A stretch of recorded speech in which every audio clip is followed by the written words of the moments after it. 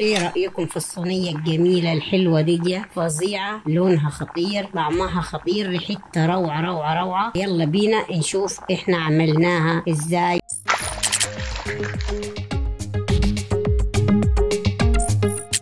صباح الخير عليكم، ازيكم؟ عاملين ايه؟ اخباركم ايه؟ يا رب تكونوا بخير. احنا النهارده هنعمل مع بعض الني في ني بالفراخ. هيكون سهل وبسيط ومكوناته موجوده كلها في البيت. تاخدوا احلى ني في ني بالفراخ. احنا غسلنا الفراخ كويس وزي ما انتم شايفينه، وقطعنا بصل، قطعنا بطاطس، قطعنا توم، وقطعنا طماطم، وهنجيب كزبره خضراء من الفريزر بس هنطلعه في الاخر. خليكم معايا لحظه بلحظه. هناخدوا احلى ني في ني. هنرص البطاطس. اول حاجه هناخد طبقه بطاطس زي ما انتم شايفين كده.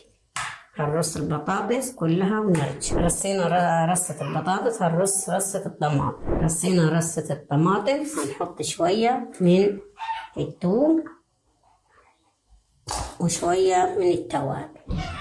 شايفين التوابل؟ ملح، شطة، كزبرة ناشفة، كمون، فلفل أسود، ورق لورا مع قرصة.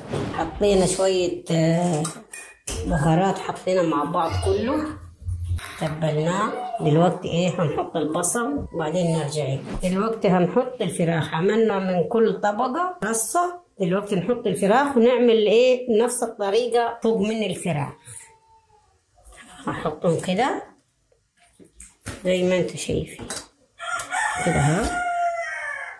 هنخلصهم ونرجع.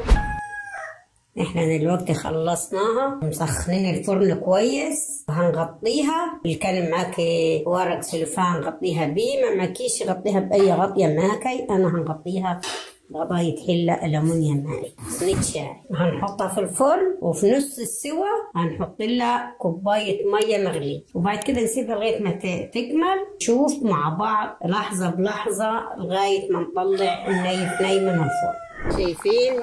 بعد نص ساعة طلعتها. حطيت نص كوباية مية، كوباية مية صغيرة خالص بتاعت القهوة علشان تبقى فيها مية كده ورويانة.